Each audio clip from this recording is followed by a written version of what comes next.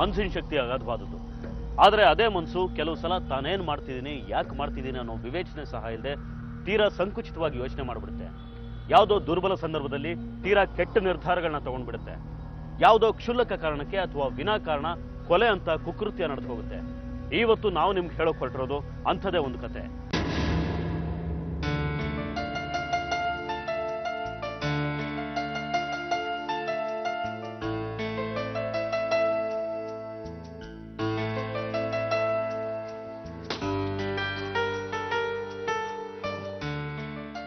ಅಂತೂ ಇಂತೂ ನಂದು ಒಂದು ಸ್ವಂತ ಆಟೋ ಅಂತ ಆಯ್ತು. ಹೇಗೋ ಈ ಆಟೋ ಸಾಲ ತೀರ್ಸ್ಬಿಟ್ರೆ ನಾವು ನೆಮ್ಮದಿಯಾಗಿರ್ಬೋದು. ಆಗುತ್ತೆ ಬಿಡೆ, ಹಗಲು ರಾತ್ರಿ ದುಡಿತೀನಿ, ಸಾಲ ತೀರಿಸ್ತೀನಿ. ಆಟೋ ನಂದು ಅಂತ ಆಗ್ಬಿಟ್ರೆ ಮಕ್ಕಳನ್ನ ಒಳ್ಳೆ ಸ್ಕೂಲ್ಗೆ ಸೇರಿಸ್ಬೋದು, ಒಳ್ಳೆ ಎಜುಕೇಶನ್ ಕೊಡಿಸ್ಬೋದು. ಹಾ, ಎಲ್ರಿಗೂ ಸ್ವೀಟ್ ಕೊಡು. ಒಳ್ಳೇದಾಗುತ್ತೆ ಬಿಡಪ್ಪ.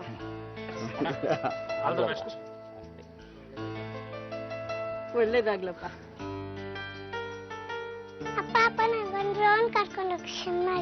ಏ, ರೌಂಡ್ ಇಲ್ಲ ಏನಿಲ್ಲ, ಬಾ ಒಳಗೆ. ಸಿನಿಮಾ ಎಷ್ಟೊತ್ತಿಗೆ ಮುಗ್ದೋಗಿರುತ್ತೆ. ಹೊಸ ಆಟೋ ಬಂದಿರೋ ಖುಷಿಗೆ ಮನೇಲಿ ಸಿಹಿ ಮಾಡ್ಕೊಡ್ತೀನಿ, ಬಾ.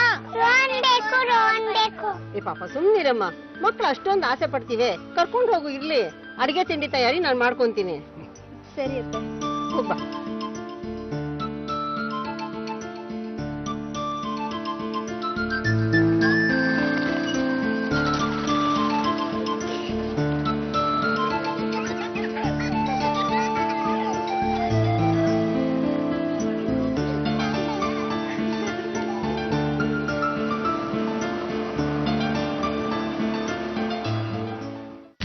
ಲಕ್ಷ್ಮಿ, ವರಲಕ್ಷ್ಮಿ, ಬಂದೇರಿ.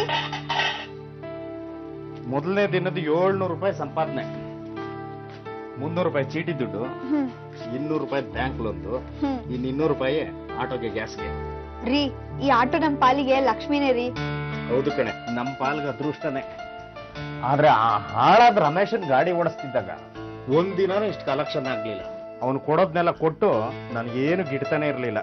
ಹೇಗೋ ದಿನ ಹೀಗೆ ಕಲೆಕ್ಷನ್ ಆದ್ರೆ ನಮ್ ಸಾಲ ಎಲ್ಲ ತೀರಿಸ್ಬೋದು. ಆದ್ರೆ ಆ ರಮೇಶನ್ ಹೊಟ್ಟೆ ಉರಿ. ನಾವು ಆಟೋ ತಗೊಂಡ್ವಲ್ಲ, ಅವನಿಗೆ ಬಾಡಿಗೆ ನಿಂತೋಯ್ತಲ್ಲ, ಅದಕ್ಕೆ. ಜೀವನ ಪೂರ್ತಿ ಅವನೋಟನೆ ಓಡಿಸ್ಕೊಂಡು ಬರೋ ಬಾಡಿಗೆಲ್ಲ ಅವನ್ಗೆ ಕೊಡ್ತಾ ಇದ್ರೆ ನಮ್ ಸಾಲ ಎಲ್ಲ ತೀರ್ಸೋದು ಯಾವಾಗ? ಅದ್ ಸರಿ, ಹೊಟ್ಟೆ ಹಶ್ವಾಗ್ತಿದೆ, ಊಟಕ್ಕೆ ಹಾಕು, ಮತ್ತೆ ಹೋಗ್ಬೇಕು. ಮತ್ತೆ ಹೋಗ್ಬೇಕಾ? ಮತ್ತಿನ್ನೇನು, ಆಟೋ ತಂದ್ ಮನೆ ಮುಂದೆ ನಿಲ್ಸ್ಕೊಂಡು ಬೆಚ್ ಕೂತ್ಕೊಂಡು ಮಲ್ಕೊಂಡ್ರೆ ಬೇಗ ಸಾಲ ತೀರ್ಸೋದು ಯಾವಾಗ? ಎಲ್ಲ ಕ್ಲಿಯರ್ ಮಾಡ್ಕೊಂಡ್ರೆ ಆಟೋ ನಮ್ದು ಅಂತ ಆಗುತ್ತೆ. ಸರಿ ಸರಿ ಮಕ್ಳ, ಬನ್ನಿ ಊಟಕ್ಕೆ. ಬರ್ರಪಟ್ಟ. ಕೆಳ ಮಧ್ಯಮ ವರ್ಗದ ಜನರಿಗೆ ಸಾಲವಿಲ್ಲದ ಬದುಕೆ ಸ್ವರ್ಗ. ಲೊಕೇಶನ್ಗೂ ಅದೇ ಯೋಚನೆ. ಹೊಸ ಆಟೋ, ಹೊಸ ಹುಮ್ಮಸ್ಸಿಂದ ಹಗಲು ರಾತ್ರಿ ಅನ್ನದೇ ದುಡಿತಾನೆ. ತನ್ನ ಸಂಸಾರನ ಆರ್ಥಿಕವಾಗಿ ಸುಸ್ಥಿತಿಗೆ ತರಬೇಕು, ಮಕ್ಕಳ ಭವಿಷ್ಯ ರೂಪಿಸಬೇಕು ಅಂತ ಕನಸು ಕಾಣ್ತಾನೆ.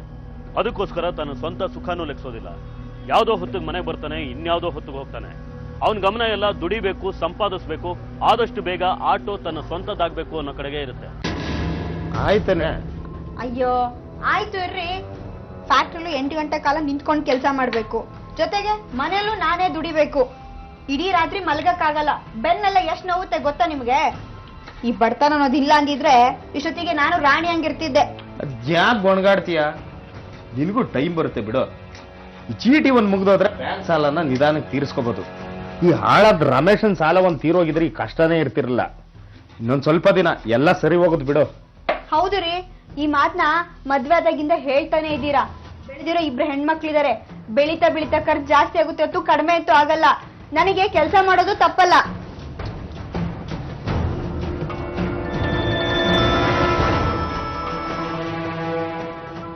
ಹಲೋ, ಹಾ ಸರಿ ಆಯ್ತು. ಯಾರ್ದೆ ಫೋನು? ನಮ್ಮ ಮ್ಯಾನೇಜರ್ದು. ನಿಮ್ ಮ್ಯಾನೇಜರ್ ನಿನ್ಗೆ ಫೋನ್ ಮಾಡಿದ್ದ? ಇನ್ಯಾಕೆ? ಶಿಫ್ಟ್ ಹೇಳೋಕೆ. ನಾಳೆ ಫಸ್ಟ್ ಶಿಫ್ಟ್ ಅಂತೆ. ಶಿಫ್ಟ್ ಹೇಳಕ್ಕೆ ಫೋನ್ ಮಾಡ್ತಾರ? ಅಯ್ಯೋ, ಎಲ್ಲಾರ್ಗೂ ಮಾಡಲ್ಲ ರೀ. ಆ ವಯ್ಯನ್ಗೆ ನನ್ ಕಂಡ್ರೆ ಆಗಲ್ಲ, ಅದಕ್ಕೆ ಫೋನ್ ಮಾಡಿ ಹೇಳ್ತಾನೆ. ನೀನ್ ಕಂಡ್ರೆ ಯಾಕಾಗಲ್ಲ? ಯಾಕೆಂದ್ರೆ ಎಲ್ಲರಂಗೆ ಅವ್ನ ಮುಂದೆ ನಾನು ಹಲ್ಕಿರ್ಕೊಂಡು ಮಾತಾಡಲ್ವಲ್ಲ, ಅದಕ್ಕೆ. ಸರಿ ಸರಿ, ನಾನು ಹೊರಡ್ತೀನಿ. ರೀ, ಊಟ ಮಾಡ್ಕೋತೀನಿ ಬಿಡ.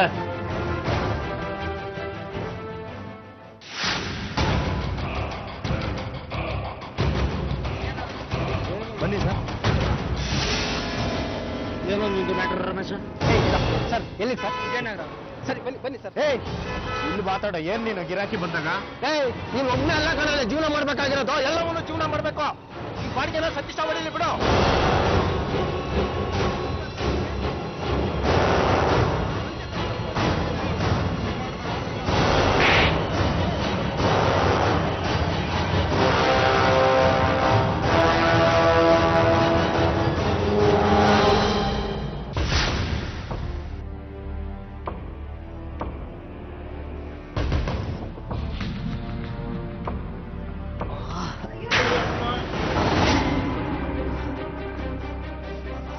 ಏನಾಯ್ತು ರೀ? ಏನ್ ಮಾಡ್ಕೊಂಬಂದ್ರಿ? ಏನಿದ್ರ ರಕ್ತ? ಸಣ್ಣ ಜಗಳ ಆಯ್ತು ಕಣೆ. ಅವ್ನ್ ಯಾಕ್ರಿ ನಿಮ್ ಹತ್ರ ಹಾಗಾಡ್ತಾನೆ? ನಾನ್ ಸುಮ್ನೆನೆ ಇದ್ದೆ. ವಿಜಯನಗರಕ್ಕೆ ಒಂದು ಬಾಡಿಗೆ ಬಂತು. ರಾತ್ರಿ ಎಲ್ಲ ಕಾಯ್ಕೊಂಡು ಕೂತಿದ್ದೀನಿ. ಇವನ್ ಬೆಳಿಗ್ಗೆ ಬಂದು ನಾನು ಹೋಗ್ತೀನಿ ಅಂತಂದ. ಅದಕ್ಕೆ ಜಗಳ ಶುರು ಆಯ್ತು. ಅಲ್ಲ, 10,000 ದುಡ್ಡು ಕೊಟ್ಬಿಟ್ಟು ಅವನೇ ಆಟೋ ತಗೊಟ್ನೇನೋ ನಂಗೆ ಆಡ್ತಾನೆ. ಇಷ್ಟು ದಿನ ನನಗೆ ಬಾಡಿಗೆ ಕೊಡ್ಸಕ್ಕೆ ಆಟೋ ಕೊಟ್ಟಿದ್ನಲ್ಲ, ಅದೇ ದೊಡ್ಡ ಉಪಕಾರ ನಂಗೆ ಮಾತಾಡ್ದ. ಬಿಟ್ಟಿ ಏನಾದ್ರು ಕೊಟ್ಟಿದ್ನ? ನೀವ್ ದಿನ ಅವನಿಗೆ ಬಾಡಿಗೆ ಕೊಡ್ತಿದ್ರಿ ತಾನೆ? ನಾನು ದಿನ ಕೊಡ್ತಿದ್ ಬಾಡಿಗೆ ದುಡ್ಡಿನಲ್ಲಿ ಇನ್ನೂ 3 ಆಟೋ ಮಾಡ್ದ. ಏನೋ ಇವತ್ತು ಬಾಯಿಗೆ ಬಂದಾಗ ಮಾತಾಡ್ತಾನೆ. ಇವತ್ತು ಏನಾದ್ರ ಕುಮಾರ ಅಡ್ಡ ಬರ್ಲಿಲ್ಲ ಅಂದ್ರೆ ಅವ್ನಿಗೊಂದು ಗತಿ ಕಾಣಿಸ್ತಾ ಇದ್ದೆ. ರೀ, ಏನ್ ಮಾತು ಅಂತ ಆಡ್ತೀರಾ? ನಿಮ್ಗೂ ಸಂಸಾರ ಮಕ್ಕಳು ಅಂತ ಇದಾರೆ. ನಿಮ್ಗೇನಾದ್ರು ಹೆಚ್ಚು ಕಡಿಮೆ ಆದ್ರೆ ನಾವೆಲ್ಲ ಎಲ್ಲಿಗೆ ಹೋಗ್ಬೇಕು? ಎಲ್ಲ ಏನೂ ಆಗಲ್ಲ ಕಣೆ. ನಾಳೆ ಬಡ್ಡಿಗಾದ್ರೆ ಸಾಲ ತಂದು 10,000 ರೂಪಾಯಿ ಅವ್ನ ಮುಖದ ಮೇಲೆ ಬಿಸಾಕ್ತೀನಿ. ಅಮ್ಮ, ಮುಖ ತೊಳ್ಕೊಂಡ್ಬರ್ತೀನಿ. ಇದು ಸರಿ.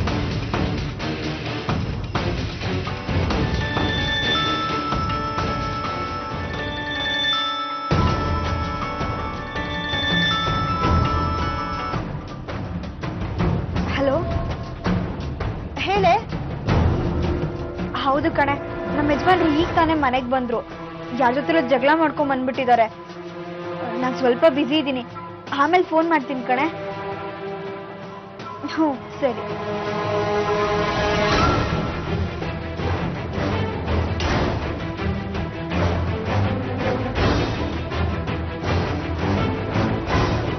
ಕಷ್ಟಪಟ್ಟು ಸಾಲ ಸೋಲ ಮಾಡಿ ಆಟೋ ತಗೊಂಡಿರೋ ಲೋಕೇಶ್ಗೆ ಗಿರಾಕಿ ಸಿಗದೆ ಸಂಪಾದನೆ ಅಷ್ಟಕ್ಕಷ್ಟೇ ಅಂತಾಗುತ್ತೆ. ಕೆಲವು ಸಲ ಎಲ್ಲ ಹೆಂಡತಿ ದುಡಿ ಮೇಲೆ ಆಗ್ಬೇಕು. ಚೀಟಿ, ಬ್ಯಾಂಕ್ ಸಾಲ ಇದೆಲ್ಲದರ ನಡುವೆ ಸಂಸಾರನ ನಿಭಾಯಿಸೋದು ಲೋಕೇಶನ್ಗೆ ಕಷ್ಟ ಆಗುತ್ತೆ. ನಿರಾಶನಾಗೋ ಲೋಕೇಶ ಕೆಲವು ಸಲ ಹೆಂಡತಿ ಮೇಲೆ ಕೂಗಾಡಿ ತನ್ನ ಹತಾಶೆನ ಹೊರಹಾಕುತ್ತಾ ಇರ್ತಾನೆ.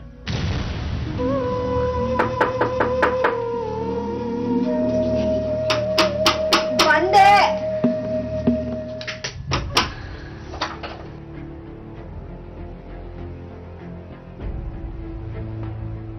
ಸ್ವಲ್ಪ ಬೇಗ ಬಂದು ಊಟ ಮಾಡ್ಕೊಂಡು ಹೋಗ್ಬಾರ್ದೇನ್ರಿ? ಗಿರಾಕಿ ಎಲ್ಲಿ ಸಿಗ್ತಾರೋ ಎಲ್ಲಿಗೆ ಹೋಗ್ಬೇಕಾಗುತ್ತೋ ನನಗೆ ಗೊತ್ತಿರೋಲ್ಲ. ಟೈಮ್ ಸಿಕ್ಕಿದಾಗ ಬಂದು ಹೋಗ್ತೀನಪ್ಪ. ಹೌದು, ನೀವ್ ಹಿಂಗೆ ಟೈಮ್ ಸಿಕ್ಕಿದಾಗ ಬಂದು ಊಟ ಮಾಡ್ಕೊಂಡು ಹೋಗೋದು, ಮಧ್ಯರಾತ್ರಿ ಬಂದು ನಾನ್ ನಿಮಗ್ ಬಾಗ್ಲು ತೆಗಿಯೋದು, ಇದೇ ಆಗೋಯ್ತು. ನನಗೆ ನಿದ್ದೆ ಬೇರೆ ಸಾಲಲ್ಲ. ಬೆಳಿಗ್ಗೆ ಎದ್ದು ಫಸ್ಟ್ ಶಿಫ್ಟಿಗೆ ಬೇರೆ ಹೋಗ್ಬೇಕು. ಎಲ್ಲ ನನ್ ಕರ್ಮ. ಯಾಕೆ ಹಂಗಾಡ್ತೀಯ? ಒಂದ್ 5 ನಿಮಿಷ ಒಂದ್ ತುತ್ತ ಹಾಕೊಟ್ರೆ ತಿಂದೆದ್ದೋಗಲ್ವಾ? ತಗೋ, ಇವತ್ತಿಂದ 500 ರೂಪಾಯಿ. ಇಷ್ಟೇನಾ? ಇಷ್ಟೇನಾ ಅಂದ್ರೆ ಎಷ್ಟು ಕಲೆಕ್ಷನ್ ಆಗಿದೆ ಅಷ್ಟು ಕೊಟ್ಟಿದ್ದೀನಪ್ಪ. ರೀ, ಇವತ್ತಿನ ಗ್ಯಾಸ್ ಸಿಲಿಂಡರ್ ಕೂಡ ನಾನೇ ದುಡ್ಡು ಕೊಟ್ಟಿದ್ದೀನಿ. ನೀವು ಚೀಟಿ ದುಡ್ಡು ಬೇರೆ ಕೊಟ್ಟಿಲ್ಲ. ಅದು ಅಲ್ಲದೆ ಜ್ಯೋತಿ ಫೀಸ್ ಬೇರೆ ಕಟ್ಬೇಕು. ಎಲ್ಲದಕ್ಕೂ ನಾನೆಲ್ಲಿಂದ ದುಡ್ಡು ತರ್ಲಿ? ಅದಕ್ಕೆ ನಾನೇನೇ ಮಾಡ್ಲಿ? ಗಿರಾಕಿ ಸಿಗ್ಲಿಲ್ಲ, ಕಲೆಕ್ಷನ್ ಆಗ್ಲಿಲ್ಲ ಅಂದ್ರೆ ಅದ್ ನನ್ ತಪ್ಪ. ನಿಮ್ಮನ್ ಕಟ್ಕೊಂಡಾಗಿಂದ ಇದೇ ಹಣೆ ಬರ ಆಗೋಯ್ತು ನಂದು. ಏನೇ ಕಡಿಮೆ ಆಗಿರೋದು ಈಗ ನಿನ್ಗೆ? ಏನು ಕಡಿಮೆ ಆಗಿಲ್ಲ, ಎಲ್ಲ ಜಾಸ್ತಿನೇ ಆಗಿರೋದು. ನೋಡು, ನಾನು ಮನೇಲಿ ಕೂತ್ಕೊಂಡು ನಿನ್ನ ಕೆಲಸ ಕಳಿಸ್ತೀನಿ ಅಂದ್ರೆ ಅದ್ ನನ್ ತಪ್ಪು. ನಾನೇನಾದ್ರೂ ಹಾಗೆ ಮಾಡ್ತಾ ಇದ್ದೀನ? ಹಗಲು ರಾತ್ರಿ ಅಂದೆ, ಚಳಿ ಮಳೆ ಅಂದೆ ಆಟೋ ಓಡಿಸಲ್ವಾ? ರಾತ್ರಿ ಹೊತ್ತ ಚಳಿಲಿ ಆಟೋದಲ್ಲಿ ಮಲ್ಕೊಳ್ಳೋದು ಎಷ್ಟು ಕಷ್ಟ ಅಂತ ನಿನ್ಗೇನಾದ್ರೂ ಗೊತ್ತಿದ್ಯಾ? ಹೊತ್ತಲ್ದ ಅಷ್ಟೆಲ್ಲ ಕಾದ್ರೂ ಗಿರಾಕಿ ಸಿಗ್ತಾರೆ ಅನ್ನೋ ಗ್ಯಾರಂಟಿ ಇಲ್ಲ. ನನ್ನ ಹಣೆ ಬರ ಸರಿ ಇಲ್ಲದೆ ಕಲೆಕ್ಷನ್ ಕಡಿಮೆ ಅಂದ್ರೆ ಯಾರು ಏನ್ ಮಾಡಕ್ಕಾಗತ್ತೆ ಹೇಳು? ಬೇರೆ. ಹಲೋ, ಹ್ಞೂ ಸರಿ, ಬೆಳಗ್ಗೆ ಬರ್ತೀನಿ. ಯಾರ್ದು ಫೋನು? ಇನ್ಯಾರ್ದು? ನಮ್ ಮ್ಯಾನೇಜರ್ದು. ಮ್ಯಾನೇಜರ್ ಇಷ್ಟೊತ್ತಿನಲ್ಲಿ ಏನ್ ಫೋನ್ ಮಾಡ್ತಾನೆ? ಯಾಕೆ ಮಾಡ್ತಾನೋ? ನನ್ ಪ್ರಾಣ ತಿನ್ನಕ್ಕೆ. ಹಂಗಂದ್ರೇನೆ? ಅಯ್ಯ, ತಿಕ್ಲು ಅವಯ್ಯನಿಗೆ. ಯಾವಾಗ್ಲೂ ಅಷ್ಟೇ ನನ್ಗೆ ಫಸ್ಟ್ ಶಿಫ್ಟ್ ಆಗ್ತಾನೆ. ಎಲ್ಲ ಕೆಲವರು ಜನರಲ್ ಶಿಫ್ಟ್ ಹಾಕೋದೇ ಇಲ್ಲ. ಸಾಕಾಗಿದೆ ನನಗೆ. ಅವನಿಗೆ ಬೇಕಾದವ್ರಿಗೆ ಮಾತ್ರ ಜನರಲ್ ಶಿಫ್ಟ್ ಆಗ್ತಾನೆ. ಅವನ ಜೊತೆ ಹಲ್ಕಿರ್ಕೊಂಡು ಮಾತಾಡಿಲ್ಲ ಅಂದ್ರೆ ಫಸ್ಟ್ ಶಿಫ್ಟ್ ಹಾಕೋದು. ಆ ವೈನ್ ಹತ್ರ ಬಂದು ಮಾತಾಡ್ಲಾ? ಏನು ಬೇಕಾಗಿಲ್ಲ. ನೀವ್ ಅವನ ಹತ್ರ ಬಂದ್ ಮಾತಾಡೋದು, ಆಮೇಲೆ ಅವನನ್ನ ಕೆಲ್ಸದಿಂದ ಕಿತ್ತಾಕೋದು. ಈಗಿರೋ ಪರಿಸ್ಥಿತಿಲಿ ಅದು ಬೇರೆ ಮಾಡ್ಬೇಕಾ? ಊಟ ಕಲ್ಸ್ಕೊಡ್ತೀನಿ, ತಿಂಡಿ ಎದ್ದೋಗಿ, ನನಗ್ ನಿದ್ದೆ ಬರ್ತಾ ಇದೆ. ಸ್ವಲ್ಪ ಸುಮ್ಮನೆ ಇರೆ, ಇನ್ ಸ್ವಲ್ಪ ದಿನ ಎಲ್ಲ ಸರಿ ಹೋಗುತ್ತಪ್ಪ. ಅದಕ್ಕೆ ಯಾಕೆ ಹಿಂಗ ಆಡ್ಬೇಕು? ಹೆಂಡತಿಯನ್ನು ಬೇಡ ಅಂತಾಳೆ, ಆದ್ರೆ ಗಂಡ ಕೇಳ್ಬೇಕಲ್ಲ. ತನ್ನ ಹೆಂಡತಿನ ಗೋಲ್ಡ್ ಹುಯ್ಕೋತಿರೋ ಮ್ಯಾನೇಜರ್ಗೆ ಸರಿಯಾಗಿ ಎಚ್ಚರಿಕೆ ಕೊಟ್ಟು ಬರಬೇಕು ಅಂತ ನಿರ್ಧಾರ.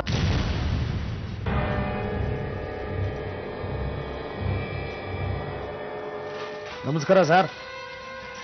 ನಮಸ್ಕಾರ, ಹೇಳಿ. ಇಲ್ಲಿ ಮ್ಯಾನೇಜರ್ ನೀವೇನಾ? ಹೌದು. ಇಲ್ಲಿ ವರಲಕ್ಷ್ಮಿ ಅಂತ ಕೆಲಸ ಮಾಡ್ತಾರಲ್ಲ, ಅವ್ರ ಗಂಡ ನಾನು. ಹೌದಾ? ಏನ್ ವಿಷಯ? ಇಲ್ಲಿ ಕೆಲಸ ಮಾಡೋರ್ನ ಸರಿಯಾಗಿ ನೋಡ್ಕೊಳ್ಳಿ ಅಂತ ಹೇಳೋದಕ್ಕೆ ಬಂದಿದ್ದೀನಿ. ಏನ್ರಿ ಮಾತಾಡ್ತಾ ಇದ್ದೀರಾ ನೀವು? ಅಲ್ರಿ, ನಿಮ್ಗೆ ಬೇಕಾದಾಗ ಬೇಕಾದವ್ರನ್ನ ಶಿಫ್ಟ್ ಹಾಕೋತೀರಿ. ಏನೋ ರಜಾ ಕೇಳಿದ್ರೆ ನಕರ ಮಾಡಿದ್ರಂತೆ. ನೋಡಿ ಸರ್, ನೀವು ನಮ್ಮ ತರ ಮನುಷ್ಯರೇ. ಇವ್ನಿಗೂ 2 ಹೆಣ್ಮಕ್ಳು ಇದ್ದಾರೆ. ನೀವು ಈ ತರ ಟಾರ್ಚರ್ ಕೊಟ್ರೆ ತಡ್ಕೊಳ್ಳೋದು ಕಷ್ಟ ಸರ್. ಇವರೆಲ್ಲ ಹೆಂಗ್ ಗೊತ್ತೇನಾ, ಇಲ್ಲಿ ಕೆಲ್ಸಕ್ಕೆ ಬರೋ ಹೆಣ್ಮಕ್ಳನ್ನ ಹೆಂಗ್ ಬೇಕಾದ್ರೆ ನಡೆಸ್ಕೋಬಹುದು, ಅವ್ರು ಎಲ್ಲದಕ್ಕೂ ರೆಡಿ ಇರ್ತಾರೆ ಅಂತ ತಿಳ್ಕೊಂಡವ್ರೆ. ರೇ ಸ್ವಾಮಿ, ನಮಗೂ ಮಾನ ಮರ್ಯಾದೆ ಅಂತ ಅದೇ ಕಣ್ರಿ. ಅಲ್ಲಿ ಇಷ್ಟು ವಯಸ್ಸಾಗಿದೆ, ಇನ್ನೂ ನಿಮ್ಗೆ ಚಪ್ಪಲ ಹೋಗಿಲ್ವಾ? ರೇ, ಇಲ್ಲಿ ಹೆಣ್ಮಕ್ಳನ್ನ ಕೆಲ್ಸಕ್ಕೆ ಕಳ್ಸೋದು ನಮ್ ಕಷ್ಟಕ್ರಿ, ನೀವು ಜೈಲ್ ಸುರ್ಸಕ್ಕೆ ಅಂತ ಅಲ್ಲ. ಹಲೋ ಮಿಸ್ಟರ್, ನಾನು ಅವಾಗಿಂದ ನೋಡ್ತಾ ಇದ್ದೀನಿ, ಬಾಯಿಗೆ ಬಂದಾಗ ಮಾತಾಡ್ತಾ ಇದ್ದೀರಿ. ಯಾರೇ ನಿಮ್ಮನ್ನು ಒಳಗಡೆ ಬಿಟ್ಟಿದ್ದು? ನಮ್ಮನ್ನ ಯಾರು ಇಲ್ಲಿಗೆ ಬಿಡ್ಬೇಕು? ನನ್ನ ಹೆಂಡತಿ ಇಲ್ಲಿ ಕೆಲಸ ಮಾಡ್ತಾಳೆ, ಅವಳು ಕಷ್ಟ ಸುಖ ವಿಚಾರಿಸಕ್ಕೆ ಅಂತ ಬಂದಿದ್ದೀನಿ. ಹೆಚ್ಚು ಕಡಿಮೆ ಮಾತಾಡಿದ್ರೆ ಕಥೆನೇ ಬೇರೆ ಆಗುತ್ತೆ. ಏಯ್, ಸೆಕ್ಯೂರಿಟಿ ಕರೆದು ಕತ್ತಿಡ್ದು ಆಚೆ ನುಗ್ಗಿಸ್ಬೇಕಾಗತ್ತೆ. ಹೋಗ ಆಚೆ. ಏಯ್ ಮುದ್ಕ, ಜಾಸ್ತಿ ಆಯ್ತು ನಿಂದು, ನೋಡ್ಕೋತೀನಿ ನಿನ್ನ. ಹೋಗ ಆಚೆ. ನಿನ್ನಂತವ್ರನ್ನ ನನ್ನ ಸರ್ವಿಸಲ್ಲಿ ಬಹಳ ಜನ ನೋಡಿದ್ದೀನಿ. ನಿನ್ನಂತ ರಾಸ್ಕಲ್ಗೆ ಯಾವ ರೀತಿ ಬುದ್ಧಿ ಕಲಿಸ್ಬೇಕು ಅಂತ ನನಗೂ ಗೊತ್ತು. Get lost. ಹೌದಾ?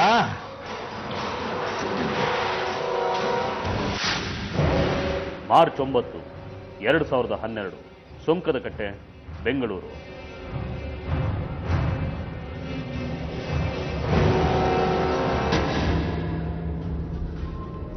ಲಕ್ಷ್ಮಿ, ಮಕ್ಕಳು ಮಲ್ಗದ್ವಾ?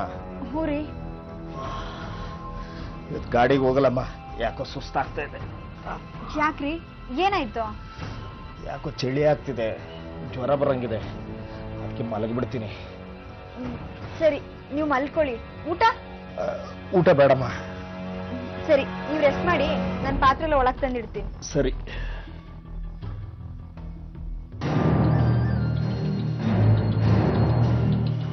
ಯಾರಪ್ಪ ಇಷ್ಟೊತ್ತಿನಲ್ಲಿ?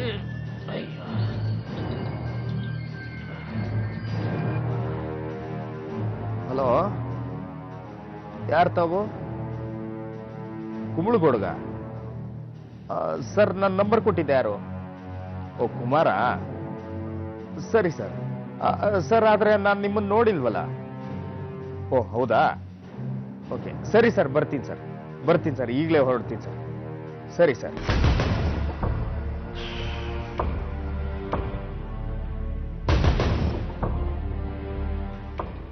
ಲಕ್ಷ್ಮಿ, ನಾನೊಂಚೂರು ಕುಂಬಳಗೋಡ್ಗೆ ಹೋಗಿ ಬರ್ತೀನಿ. ಎಲ್ಲೂ ಹೋಗಲ್ಲ ಅಂದ್ರಲ್ರಿ? ಹೇಳಿದ್ದೆ, ಕುಂಬಳಗೋಡ್ಗೊಂದು ಬಾಡಿಗೆ ಸಿಕ್ಕಿದೆ, ಹೋಗ್ಬಿಟ್ಟು ಬರ್ತೀನಿ. ಹೋದ್ರೆ 1,000 ರೂಪಾಯಿ ದುಡ್ಡು ಸಿಗುತ್ತೆ. ಕುಂಬಳಗೋಡೆಯಿಂದ ಇಲ್ಲೇ ಇದೆಯಾ? 1,000 ರೂಪಾಯಿ ಸಿಕ್ಕಿದ್ರೆ ಏನ್ಕಾದ್ರೂ ಆಗುತ್ತೆ. ನಾನು ಹೋಗಿ ಹುಷಾರು.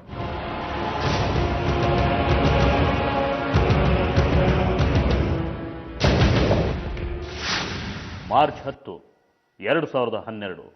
ಅಮ್ಮ, ಅಪ್ಪ ಯಾಕೆ ಇನ್ನೂ ಬಂದಿಲ್ಲ? ಅಯ್ಯೋ, ನಿಮ್ಮಪ್ಪ ರಾತ್ರಿ ಯಾವ್ದೋ ಬಾಡಿಗೆ ಇದೆ ಅಂತ ಹೋದ್ರು ಕಣೆ. ಅವ್ರು ಯಾವಾಗ ತಾನೇ ಹೇಳಿ ಕೇಳಿ ಬರ್ತಾರೇಳೋ. ನೀ ಸರಿಯಾಗಿ ಕುತ್ಕೋ.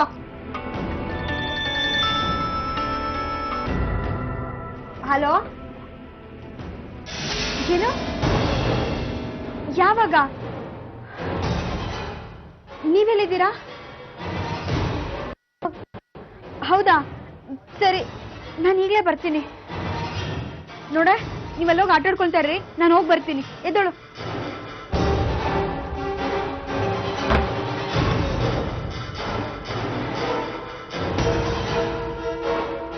ರಾಜು ಬಂದ್ಲೇನೋ? ಇನ್ನೂ ಬಂದಿಲ್ಲಮ್ಮ.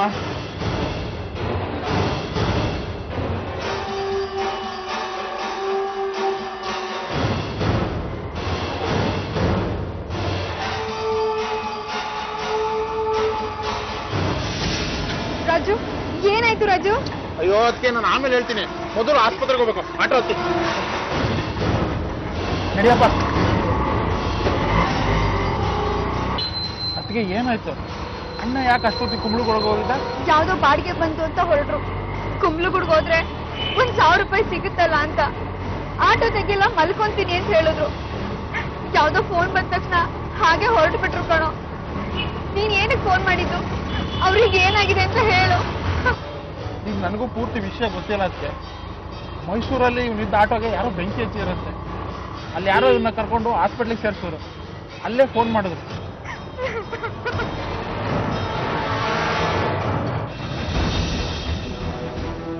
ನಿನ್ನೆ ರಾತ್ರಿ ಆಟೋಗೆ ಬೆಂಕಿ ಬಿದ್ದು ಗಾಯಗಳಾಗಿದೆಯಲ್ಲ, ಲೋಕೇಶ್ ಅನ್ನೋ ಪೇಷಂಟು ಎಲ್ಲಿದ್ದಾರೆ? ಸರ್ ಅವ್ರು ICU ಅಲ್ಲಿದ್ದಾರೆ. ನಾನು ಅವ್ರ ತಮ್ಮ ರಾಜು ಅಂತ. ಸರಿ, ನಾನು ಅವ್ರ ಹತ್ರ ಟ್ರೀಟ್ಮೆಂಟ್ ತಗೊಂಡು ಆಮೇಲೆ ನಿಮ್ಮನ್ನು ವಿಚಾರಿಸ್ತೀನಿ.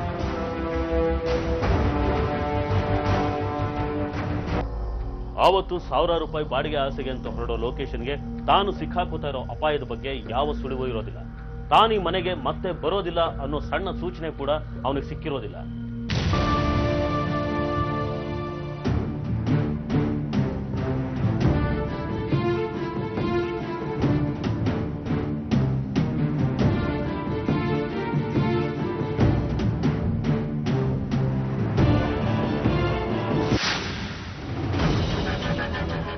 ಸರ್ ನಮ್ಮ ಅಣ್ಣ ಮಾತಾಡೋಣ ಸರ್. ಮಾತಾಡಿದ್ರು. ಯಾಕಂತೆ ಸರ್ ಆಟೋಗೆ ಬೆಂಕಿ ಆಗಿತ್ತು? ಹೊಸದು ಸರ್, ಇನ್ನು ತಗೊಂಡು 2 ತಿಂಗಳು ಕೂಡ ಆಗಿಲ್ಲ ಸರ್. ಸಮಸ್ಯೆ ಇರೋದು ಆಟೋದಲ್ಲ. ಆಟೋಗೆ ತಾನಾಗೆ ಬೆಂಕಿ ಬಿದ್ದಿಲ್ಲ, ಅವ್ರನ್ನ ಯಾರೋ ಕೊಲೆ ಮಾಡೋದಕ್ಕೆ ಪ್ರಯತ್ನ ಮಾಡಿದ್ದಾರೆ. ಸರ್ ಕೊಲೆನಾ? ಹೌದು, ಹಂಗಂತ ಅವರೇ ಸ್ಟೇಟ್ಮೆಂಟ್ ಕೊಟ್ಟಿದ್ದು. ಯಾರಂತೆ ಸರ್? ಯಾಕೆ ನಮ್ಮ ಅಣ್ಣನ ಕೊಲ್ಲಕ್ಕೆ ಟ್ರೈ ಮಾಡಿದ್ರು? ಯಾರು ಅಂತ ನಿಮ್ಮ ಅಣ್ಣಂಗೂ ಗೊತ್ತಿಲ್ಲ. ತನಿಖೆ ಮಾಡೋಣ, ಯಾರು ಅಂತ ಗೊತ್ತಾಗುತ್ತೆ. ನಾನು ಬರ್ತೀನಿ. ಸರಿ ಸರ್.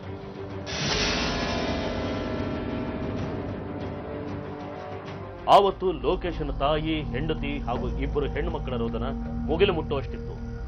ಲೋಕೇಶ ಬದುಕು ಬಂದ್ರೆ ಸಾಕು, ಅವನ್ ದುಡಿದೇ ಇದ್ರೂ ಚಿಂತೆ ಇಲ್ಲ, ಒಂದ್ ಕಡೆ ಕೂತಿದ್ರು ಸಾಕು ಅಂತ ಇನ್ನಿಲ್ಲದ ಹಾಗೆ ಪ್ರಾರ್ಥಿಸುತ್ತಾರೆ. ಆದ್ರೆ ಅವರ ಪ್ರಾರ್ಥನೆ ಈಡೇರೋದೇ ಇಲ್ಲ. 2 ದಿನ ಸಾವು ಬದುಕಿನ ನಡುವೆ ಹೋರಾಡೋ ಲೋಕೇಶ್ ಕೊನೆಗೂ ಪ್ರಾಣ ಬಿಡ್ತಾನೆ.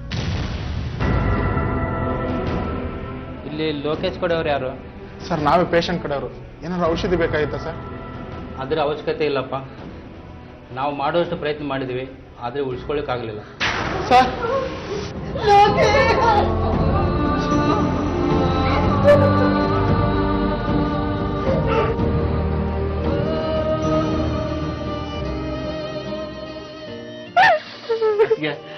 ನೀವೇ ಈಗ ಅಳ್ತಾ ಇದ್ರೆ ಮಕ್ಳಿಗೆ ಸಮಾಧಾನ ಹೇಳಾರ ಯಾರಕ್ಕೆ? ಅಲ್ಬೇಡಮ್ಮ, ಸಮಾಧಾನ ಮಾಡ್ಕೊ. ನನ್ ಮಗನ್ ಕಳ್ಕೊಂಡು ನಾನು ಅಷ್ಟೇ ದುಃಖ ಅನುಭವಿಸ್ತಾ ಇದ್ದೀನಿ. ನಾವೀಗ ಅಳ್ತಾ ಕೂತ್ಕೊಂಡ್ರೆ ಮಕ್ಕಳನ್ನ ಇನ್ ಬೆಳೆಸೋದು ಹೇಗಮ್ಮ? ಸಮಾಧಾನ ಮಾಡ್ಕೊ. ಅತ್ತೆ, ನಿಮಗೆಲ್ಲ ನಾವಿಲ್ವಾ? ನೀವೇನಕ್ಕೂ ಯೋಚನೆ ಮಾಡಬೇಡಿ. ನೀವು ಮಕ್ಕಳನ್ನ ಕರ್ಕೊಂಡು ನಮ್ಮನೆಗೆ ಬಂದ್ಬಿಡಿ, ನಾವೆಲ್ಲ ಒಟ್ಟಿಗೆ ಇರೋಣ.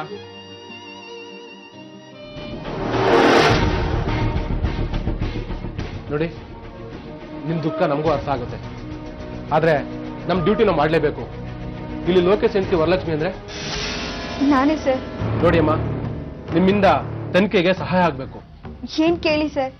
ನಿಮ್ ಯಜಮಾನ್ರಿಗೆ ಯಾರ ಜೊತೆ ಆದ್ರೂ ಜಗಳ ಆಗಿತ್ತೇನಮ್ಮ? ಸರ್, ಈ ತರ ಕೊಲೆ ಮಾಡೋಷ್ಟು ಮಟ್ಟಿಗೆ ಯಾವತ್ತೂ ಜಗಳ ಆಡಿರ್ಲಿಲ್ಲ ಸರ್. ಅವರು ಜಗಳ ಮಾಡುವಂತ ಮನುಷ್ಯರೇ ಅಲ್ಲ. ಆಟೋ ಸ್ಟ್ಯಾಂಡ್ ಅಲ್ಲಿ ಸಣ್ಣ ಪುಟ್ಟ ವಿಷಯಕ್ಕೆ ಜಗಳ ಆಡ್ತಿದ್ರು ಸರ್. ಆದ್ರೆ ಈ ತರ ಕೊಲೆ ಮಾಡೋಷ್ಟು ಮಟ್ಟಕ್ಕೆ ದ್ವೇಷ ಯಾರ ಮೇಲೂ ಕಟ್ಕೊಂಡಿರ್ಲಿಲ್ಲ ಸರ್. ನಿಮ್ಗೆ ಬೇರೆ ಯಾರ ಮೇಲಾದ್ರೂ ಅನುಮಾನ ಇದೆಯಾ? ಇಲ್ಲ ಸರ್, ನಮ್ಮ ಮನೆಯವರು ಹೊರಗಡೆ ಏನ್ ಮಾಡ್ತಿದ್ರು ಅಂತ ನನ್ಗಷ್ಟಾಗಿ ಗೊತ್ತಿಲ್ಲ. ನನಗೆ ಯಾರ ಬಗ್ಗೆನೂ ಅನುಮಾನ ಇಲ್ಲ ಸರ್. ನೋಡಿ, ನಾವ್ ಹೇಳಿ ಕಳಿಸಿದಾಗ ಸ್ಟೇಷನ್ ಬರ್ಬೇಕಾಗತ್ತೆ. ಬರ್ತೀವಿ ಸರ್. ಆದಷ್ಟು ಬೇಗ ಯಾರು ಇದನ್ನ ಮಾಡಿದ್ರು ಕಂಡಿಡೀರಿ ಸರ್.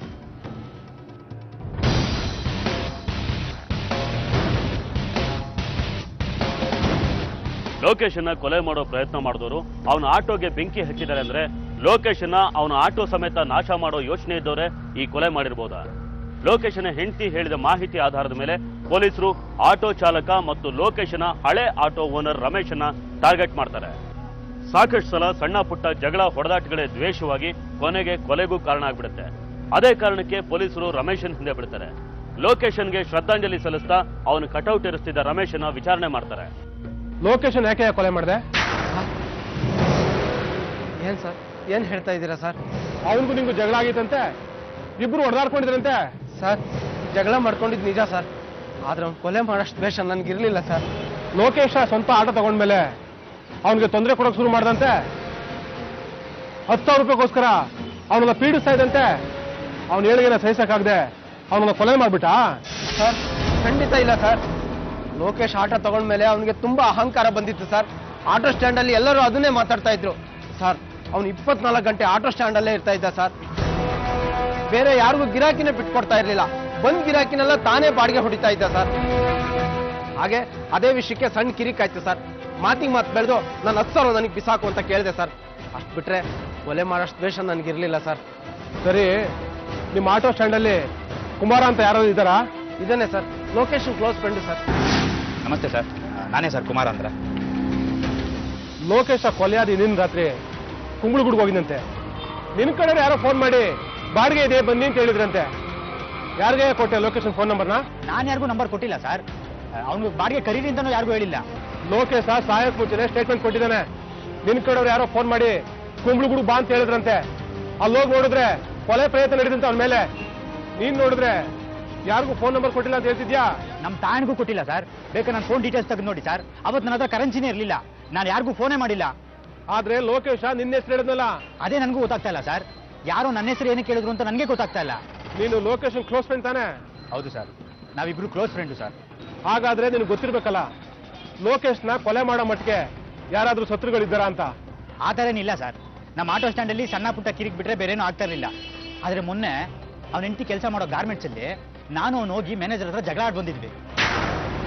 ಮ್ಯಾನೇಜರ್ ಜೊತೆ ಜಗಳನ? ಸರ್, ಆ ಮ್ಯಾನೇಜರು ಅವನ ಹೆಂಡತಿಗೆ ತುಂಬಾ ಕಿರಿಕ್ ಮಾಡ್ತಾ ಇದ್ದ. ಡಬಲ್ ಶಿಫ್ಟ್ ಬೇರೆ ಆಗ್ತಾ ಇದ್ದ. ಕೇಳಿದ್ರೆ ರಜಾ ಕೊಡ್ತಾ ಇರಲಿಲ್ಲ. ಅದಕ್ಕೆ ನಾನು ಅವನು ಹೋಗಿ ಚೆನ್ನಾಗಿ ಚಾಪ್ ಮಾಡಿ ಬಂದಿದ್ದೀವಿ ಸರ್.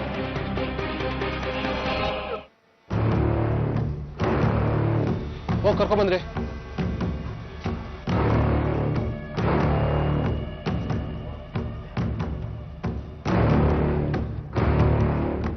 ನಮಸ್ಕಾರ ಸರ್, ಏನ್ ವಿಷಯ? ಒಂದು ಕೊಲೆ ಕೇಸ್ ವಿಷಯವಾಗಿ ತನಿಖೆ ಮಾಡ್ತಾ ಮಾಡ್ತಾ ಇಲ್ಲಿವರೆಗೂ ಬರೋ ಹಾಗಾಯ್ತು. ಏನು ಕೊಲೆ ಕೇಸ? ಕೊಲೆ ಕೇಸ್ಗೂ ನಮಗೂ ಬಹಳ ದೂರ ಸರ್. ಆದರೂ ನಮ್ಮ ಫ್ಯಾಕ್ಟ್ರಿಲಿ ಕೆಲಸ ಮಾಡೋ ವರ್ಕರ್ಸ್ ಎಲ್ಲ ಬಿಲೋ ಮಿಡ್ಲ್ ಕ್ಲಾಸು. ಹಾಗಾಗಿ ಅವರಲ್ಲಿ ಆದಾಗೆ ಏನೇನೋ ಘರ್ಷಣೆಗಳಾಗ್ತಾ ಇರುತ್ತೆ. ನನ್ನಿಂದ ಯಾವ ರೀತಿ ಸಹಾಯ ಆಗ್ಬೇಕು ಸರ್? ನೋಡಿ, ನೀವು ನಮ್ಗೆ ಯಾವುದೇ ತರ ಸಹಾಯ ಮಾಡಬೇಕಾಗಿಲ್ಲ ಸರ್. ಯಾರ ಬಗ್ಗೆನೂ ಮಾಹಿತಿನೂ ಬೇಕಾಗಿಲ್ಲ. ಒಂದು ಕೊಲೆ ವಿಷಯದಲ್ಲಿ ನಿಮ್ದೇ ಪಾತ್ರ ಇದೆ ಅನ್ನೋದು ಅನುಮಾನ ಇದೆ. ನಾನು ಕೊಲೆ ಮಾಡಿದ್ದೀನ? ಸಾರಿ ಸರ್, ನಿಮ್ಗೆಲ್ಲೋ ಮಿಸ್ಲೀಡ್ ಆಗಿರ್ಬೇಕು. ಮಿಸ್ಲೀಡ್ ಏನೂ ಇಲ್ಲ. ಆಟೋ ಡ್ರೈವರ್ ಲೋಕೇಶ್ ಕೊಲೆ ಕೇಸಲ್ಲಿ ನೀವು ಇನ್ವಾಲ್ವ್ ಆಗಿದ್ದೀರನ್ನೋ ಅನುಮಾನ ಇದೆ. ಆಟೋ ಡ್ರೈವರ್ ಲೊಕೇಶನ್ ಅವ್ನು ಯಾರು ಅಂತಾನೆ ನನಗೆ ಗೊತ್ತಿಲ್ವಲ್ಲ ಸರ್. ನಿಮ್ ಫ್ಯಾಕ್ಟ್ರಿಲಿ ವರಲಕ್ಷ್ಮಿ ಅಂತ ಕೆಲಸ ಮಾಡ್ತಾರೆ, ಅವರಾದ್ರೂ ಗೊತ್ತಾ? ಇರ್ಬೋದು ಸರ್. ಇಲ್ಲಿ ತುಂಬಾ ಜನ ಹೆಣ್ಮಕ್ಳು ಕೆಲಸ ಮಾಡ್ತಾರೆ. ಆದ್ರೆ ವರಲಕ್ಷ್ಮಿ ಯಾರು ಅಂತ ನಾನು ಹೇಗೆ ನೆನ್ಪಿಟ್ಕೊಳ್ಳಿ ಸರ್? ಕೆಲಸದ ವಿಚಾರದಲ್ಲಿ ವರಲಕ್ಷ್ಮಿಗೆ ಟಾರ್ಚರ್ ಕೊಡ್ತಿದ್ದೀರಿ ಅಂತ ಅವಳ ಗಂಡ ಲೋಕೇಶ್ ಬಂದು ಗಲಾಟೆ ಮಾಡಿದಾರೆ, ನೆನಪಿದೆಯಾ? ಹೌದು ಸರ್, ಮೊನ್ನೆ ಯಾರೋ ಇಬ್ರು ಬಂದಿದ್ರು. ಅದ್ರಲ್ಲಿ ಒಬ್ಬ ನಾನು ವರಲಕ್ಷ್ಮಿ ಗಂಡ ಅಂತ ಹೇಳಿದ್ರು ತುಂಬಾ ಗಲಾಟೆ ಮಾಡ್ತಾ ಇದ್ದ. ನಾನು ಬೈದು ಆಚೆ ಕಳಿಸ್ಬಿಟ್ಟೆ ಸರ್. ಬೈದ್ ಕಳಿಸಿದ್ಮೇಲೆ ಸುಮ್ಮನೆ ಆಗಿಲ್ಲ, ನೀವು ಆ ಲೋಕೇಶನ್ನ ಕೊಲೆ ಮಾಡಿಸಿದ್ದೀರಾ. ಸರ್, ಇಷ್ಟು ಸಣ್ಣ ವಿಷಯಕ್ಕೆ ಯಾರಾದ್ರೂ ಕೊಲೆ ಮಾಡಿಸ್ತಾರ? ನಿಮ್ಮ ಅನುಮಾನಕ್ಕೂ ಒಂದು ಮಿತಿ ಇರ್ಬೇಕು ಸರ್. ಕೊಲೆ ರಹಸ್ಯನ ಭೇದಿಸ್ಬೇಕಾದ್ರೆ ಚಿಕ್ಕ ಚಿಕ್ಕ ವಿಷಯಗಳೇ ನಮ್ಗೆ ಮುಖ್ಯ ಆಗೋದು. ತುಂಬಾ ಸಲ ಚಿಕ್ಕ ಚಿಕ್ಕ ವಿಷಯಕ್ಕೇನೆ ಕೊಲೆಗಳಾಗೋದು. ಹಾಗಾಗಿ ಅನುಮಾನ ಬಂದವ್ರನ್ನೆಲ್ಲ ಎನ್ಕ್ವೈರಿ ಮಾಡಲೇಬೇಕಾಗುತ್ತೆ, ನಿಮ್ಮನ್ನು ಸೇರಿಸಿ. ಆಯ್ತು ಸರ್, ಅದಕ್ಕೇನಂತೆ? ನಾನು ಪೊಲೀಸ್ ಸ್ಟೇಷನ್ಗೆ ಬರಬೇಕಾ? ಅದ್ರ ಅಗತ್ಯ ಈಗಿಲ್ಲ, ನಾವ್ ಹೇಳಿ ಕಳಿಸ್ತಾ ಬರ್ಬೇಕಾಗತ್ತೆ. ಆಯ್ತು ಸರ್.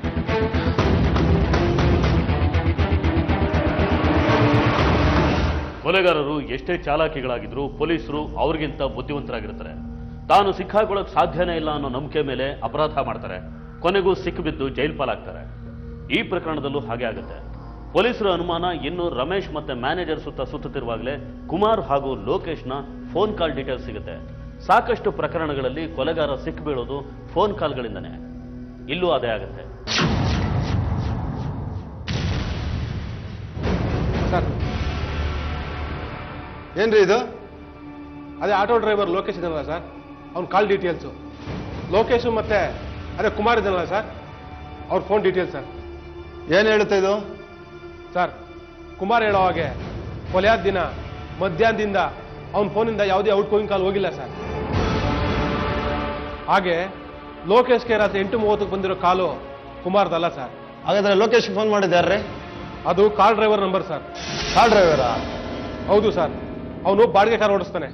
ಅವನ ಹತ್ರ ಕಾರ್ ಇದ್ಮೇಲೆ ಅವನ ಯಾಕ್ರಿ ಬಾಡಿಗೆ ಆಟೋ ಕರೆಸ್ತಾನೆ? ಹೇಳ್ಕೊಂಬನ್ನಿ ಸ್ಟೇಷನ್ಗೆ. ಸರಿ ಸರ್. ಸರ್, ಲೋಕೇಶ್ ಕೊಲೆ ಕೇಸಿನ ಕಾರ್ ಡ್ರೈವರ್ ಇವನೇ ಸರ್. ಏನಯ್ಯ ಲೋಕೇಶ್ ಕೊಲೆ ಮಾಡಿದ್ದು? ಸರ್, ಖಂಡಿತ ನಾನು ಕೊಲೆ ಮಾಡಿಲ್ಲ ಸರ್.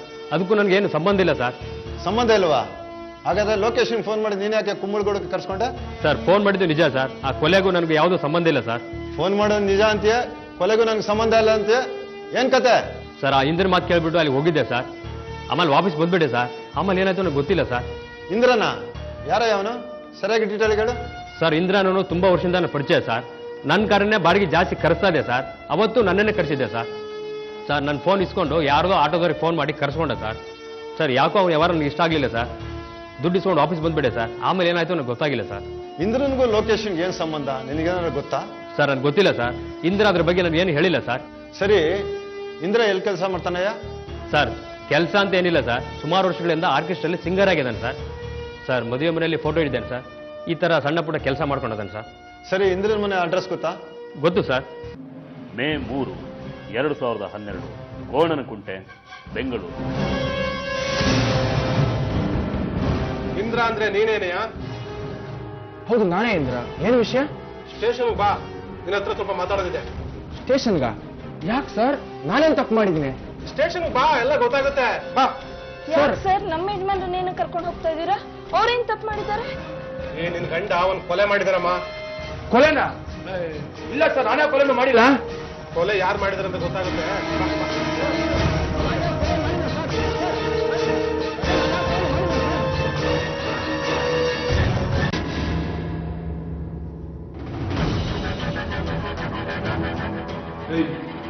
ಲೋಕೇಶನ್ ಯಾಕೆ ಕೊಲೆ ಮಾಡಿದೆ? ಸರ್, ನಾ ಮಾಡಿಲ್ಲ ಸರ್. ಈ ಕೊಲೆಗೂ ನಮ್ಗೆ ಯಾವ ಸಂಬಂಧನೂ ಇಲ್ಲ ಸರ್. ಕೇಳ್ತೀಯಾ? ಲೋಕೇಶನ್ ಕೊಲೆ ಮಾಡಿದೆ ಅನ್ನೋದಕ್ಕೆ ಎಲ್ಲ ಪ್ರೂಫ್ ನಮ್ಮ ಹತ್ರ ಇದೆ. ಸುಳ್ಳು ಹೇಳಿದ್ರೆ ಗೊತ್ತಲ್ಲ ಈ ಪೊಲೀಸ್ ಏನು ಅಂತ. ಇಲ್ಲ ಸರ್. ರೀ, ಅಕ್ಕ ರೆಡಿ ಮಾಡ್ರಿ. ನೀವು ಯಾಕೋ ಸುಮ್ಮನೆ ಹೇಳಿದ್ರೆ ಕೇಳಲ್ಲ. ವರ್ಕ್ ಮಾಡೋದು ಸರಿ ಹೋಗುತ್ತೆ. ಸರ್, ಹೇಳ್ಬಿಡ್ತೀನಿ ಸರ್. ಸರ್, ಲೊಕೇಶನ್ಗೂ ನನಗೂ ಯಾವುದೇ ಸಂಬಂಧ ಇಲ್ಲ ಸರ್. ಆದರೆ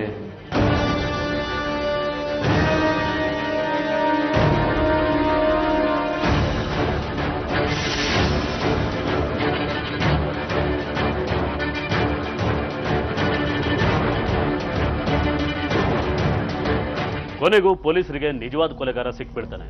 ಅಸಲಿಗೆ ಅವನಿಗೂ ಲೋಕೇಶನ್ಗೂ ಯಾವ ಸಂಬಂಧನೂ ಇರೋದಿಲ್ಲ. ಇನ್ನು ದ್ವೇಷ ಅಂತೂ ದೂರದ ಮಾತು.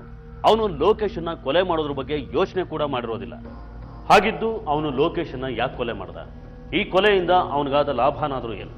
ಈ ಕೊಲೆ ಹಿಂದಿರೋ ಮತ್ತೊಂದು ಕೈ ಯಾವುದು? ಅಪರಾಧಿ ಇಂದ್ರ ಕೊಡೋ ಕಾರಣಗಳು ಪೊಲೀಸರನ್ನು ಬೆಚ್ಚಿಬಿಡಿಸುತ್ತೆ. ಮೇ 4, 2012. ಲಕ್ಷ್ಮಿ ಅವರೇ, ಹೇಳಿ ಸರ್. ನಾವು ಒಬ್ಬರನ್ನ ಅರೆಸ್ಟ್ ಮಾಡಿದ್ದೀವಿ. ನಿಮ್ ಗಂಡನ್ನ ಕೊಲೆ ಮಾಡಿದ ಅವರೇ ಅಂತ ನಮ್ಗೆ ಅನುಮಾನ ಇದೆ. ನೀವು ಬಂದು ಐಡೆಂಟಿಫೈ ಮಾಡಬೇಕು. ನಮ್ಮ ಜೊತೆ ಸ್ಟೇಷನ್ಗೆ ಬನ್ನಿ. ರೀ, ಕರ್ಕೊಂಬಂದ್ರಿ.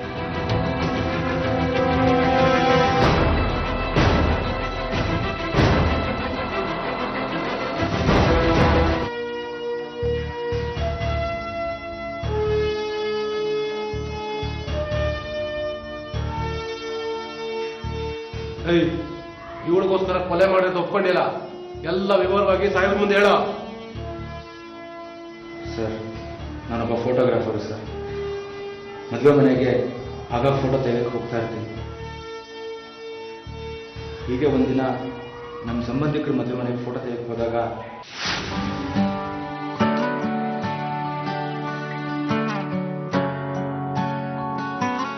ಹಲೋ, ಹೇಳಿ. ಒಳಗಡೆ ನಾನು ಫೋಟೋಸ್ ತೆಗೆದ್ರಲ್ಲ, ನಂಗೊಂದೆರಡು ಕಾಪಿ ಕೊಡ್ತೀರಾ ಪ್ಲೀಸ್? ಅದಕ್ಕೇನಂತೆ, ಕೊಡೋಣ. ನೋಡಿ, ನನ್ನ ಸ್ಟುಡಿಯೋ ಅಡ್ರೆಸ್. ನೀವು ಫೋನ್ ಮಾಡಿ, ಕಾಪೀಸ್ ತೆಗೆದಿಟ್ಟಿರ್ತೀನಿ, ಬಂದು ಕಲೆಕ್ಟ್ ಮಾಡ್ಕೊಂಡು ಹೋಗಿ. ನಿಮ್ಮ ಹೆಸರು?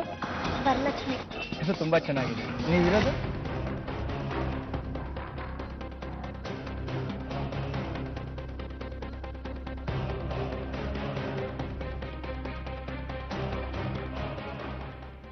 ಹೀಗೆ ಪರಿಚಯ ಸ್ನೇಹ ಆಗಿ ಸ್ನೇಹ ಸಲುಗಕ್ಕೆ ತಿರುಗ್ತು ಸರ್.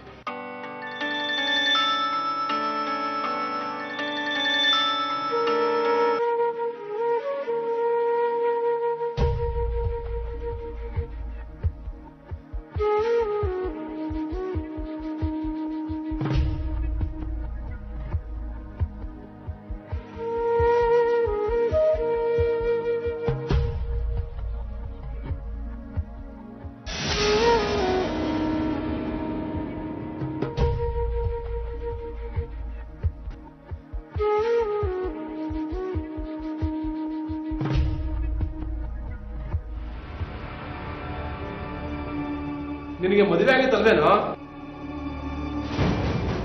ಆಗಿದೆ ಸರ್. ನನ್ನ ಹೆಂಡ್ತಿನೂ ಆರ್ಕೆಸ್ಟ್ರಾದ ಸಿಂಗರ್ ಆಗಿದ್ಲು. ಇಬ್ಬರು ಲವ್ ಮಾಡಿ ಮದುವೆ ಮಾಡಿಕೊಂಡ್ರು. ಆದರೆ ಮದುವೆ ಆದಮೇಲೆ ಅವಳು 108 ಕಾಯಿಲೆ ಸರ್. ಅವಳಿಂದ ಸಿಗಬೇಕಾದ ಸುಖ ನಂಗೆ ಸಿಗ್ತಾ ಇರಲಿಲ್ಲ. ವರಲಕ್ಷ್ಮಿ ಕೂಡ ಲೋಕೇಶನ್ ಮದುವೆ ಮಾಡಿಕೊಂಡು ತುಂಬ ಕಷ್ಟಪಡ್ತಾ ಇದ್ದೀನಿ, ಅವನಿಂದ ನಾನು ಸುಖ ಸಿಗ್ತಿಲ್ಲ ಅಂತ ನನ್ನ ಹತ್ರ ಆಗಾಗ ಹೇಳ್ಕೊತಿದ್ದೆ ಸರ್. ಒಂದಿನ ಅವಳನ್ನ ಭೇಟಿ ಆಗಬೇಕು ಬಾ ಅಂತ ಕರೆದ್ಲು ಸರ್. ನಿಜ ಹೇಳು ಇಂದ್ರ, ನಿನ್ನ ನಿಜವಾಗ್ಲೂ ಇಷ್ಟಪಡ್ತಾ ಇದೀಯಾ? ಅನುಮಾನನೇ ಬೇಡ. ನಾನು ನನ್ನ ಹೆಂಡ್ತಿನ ಲವ್ ಮಾಡೇ ಮದುವೆ ಆಗಿದ್ದು. ಆದ್ರೆ ಅದೆಲ್ಲ ಬರೀ ಹುಡುಗಾಟಿಕೆ. ಅವಳು ಯಾವುದಕ್ಕೂ ಪ್ರಯೋಜನ ಇಲ್ಲ. ಹಾಳಾದವಳು ಎಲ್ಲಿಂದ ಗಂಟು ಬಿದ್ಲ ನನಗೆ. ಕಡೆ ಪಕ್ಷ ಅವಳ ಕಡೆ ನನಗೆ ಸಿಗ್ಬೇಕಾದ ಸುಖನೂ ಸಿಗ್ತಾ ಇಲ್ಲ ನನಗೆ.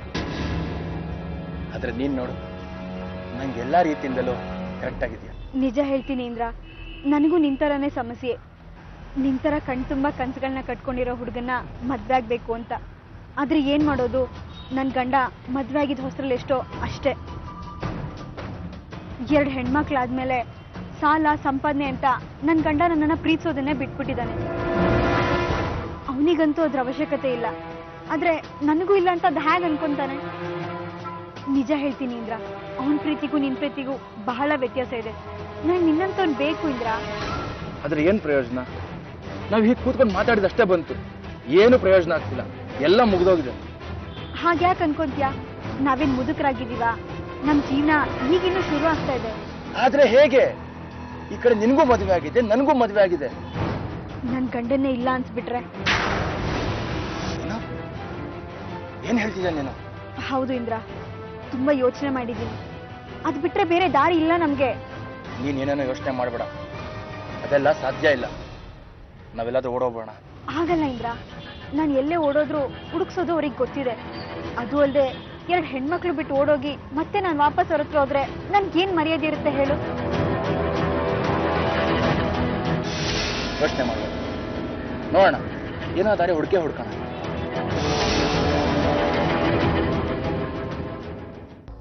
ಇಂದ್ರನ್ಗೆ ಕೊಲೆ ಮಾಡೋ ಉದ್ದೇಶ, ಧೈರ್ಯ ಎರಡೂ ಇರಲ್ಲ. ಅವನು ಸಾಧ್ಯವಾದಷ್ಟು ಬೇರೆ ರೀತಿಲೇ ಈ ಸಮಸ್ಯೆನ ಬಗೆಹರಿಸ್ಕೊಳ್ಳೋ ಯೋಚನೆಯಲ್ಲಿರ್ತಾನೆ. ಆದ್ರೆ ಎರಡೂ ಕುಟುಂಬದ ಕಿರಿಕಿರಿಗಳು ಜೊತೆಗೆ ತಾವು ಹೇಗಾದ್ರೂ ಜೊತೆಲಿರಲೇಬೇಕು ಅನ್ನೋ ದುರಾಲೋಚನೆ ಈ ಕೊಲೆ ಸಂಚಿಗೆ ಕಾರಣ ಆಗುತ್ತೆ. ಇದ್ರ ಮಧ್ಯೆ ನನ್ನ ಹೆಂಡತಿಗೆ ನನ್ನ ಮೇಲೆ ಅನುಮಾನ ಬರೋಕ್ಕೆ ಶುರುವಾಯಿತು. ಯಾರ ಜೊತೆನೂ ಮಾತಾಡ್ತಿರ್ತೀನಿ, ಮಧ್ಯರಾತ್ರಿವರೆಗೂ ಮೆಸೇಜ್ ಮಾಡ್ತಿರ್ತೀನಿ ಅಂತೆಲ್ಲ ತುಂಬ ಗಲಾಟೆ ಮಾಡೋಕ್ಕೆ ಶುರು ಮಾಡಿದ್ರು.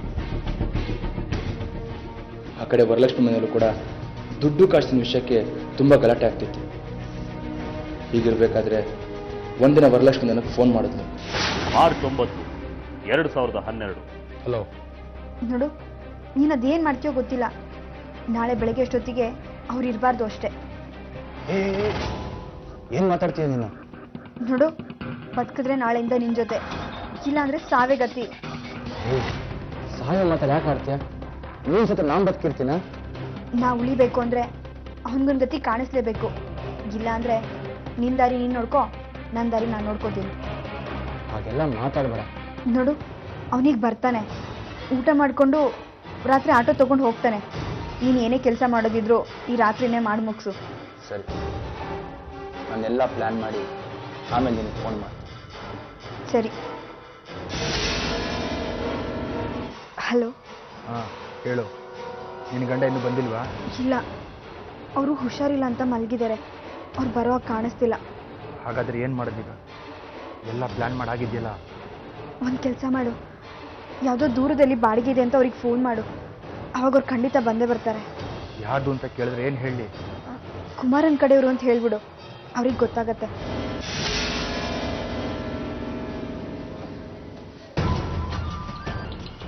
ಯಾರಪ್ಪ ಇಷ್ಟೊತ್ತಿನಲ್ಲಿ?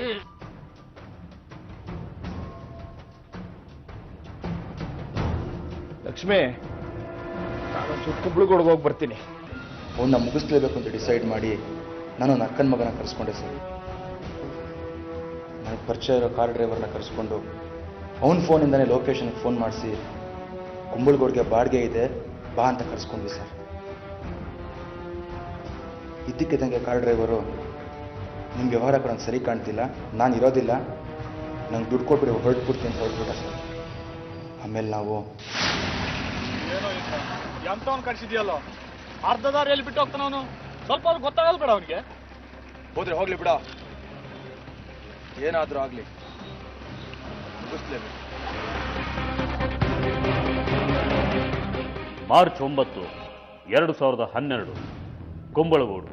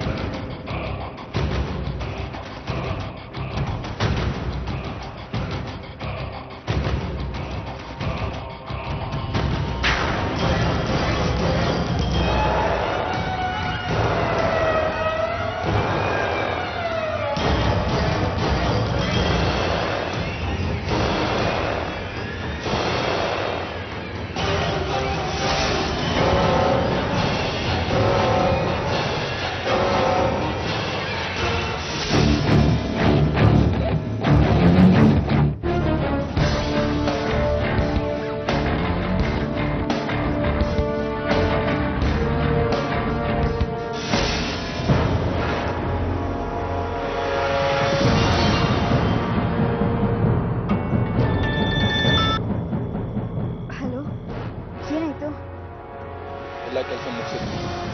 ಆಟೋ ಜೊತೆ ಅವನು ಸುಟ್ಟು ಹಾಕ್ಬಿಟ್ರೆ. ಹೌದಾ, ಸರಿ.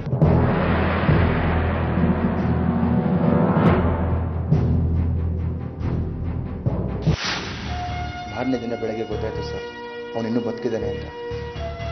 ಅದು ನನಗೆ ತುಂಬ ಗಾಬರಿ ಆಯಿತು ಸರ್. 2 ದಿನ ಬಿಟ್ಟು ವರಲಕ್ಷ್ಮಿ ನನಗೆ ಫೋನ್ ಮಾಡಿದ್ವಿ, ಅವನು ಸತ್ತ ಅಂತ. ಆಗ ನೆಮ್ಮದಿಯಿಂದ ನಿಟ್ಟುಸ್ಬಿಟ್ಟಿಯಲ್ಲ, ನಿನ್ ಯೋಗ್ಯತೆಗಿಷ್ಟು. ನೀನೆಂತ ಹೆಂಗ್ಸಮ್ಮ, ಇಬ್ರು ಹೆಣ್ಮಕ್ಳು ತಾಯಿಯಾಗಿ ಇವನ್ ಜೊತೆ ಸೇರ್ಕೊಂಡು ಪಾಪ ನಿನ್ ಗಂಡನೇ ಮುಗಿಸ್ಬಿಟ್ಟೆ.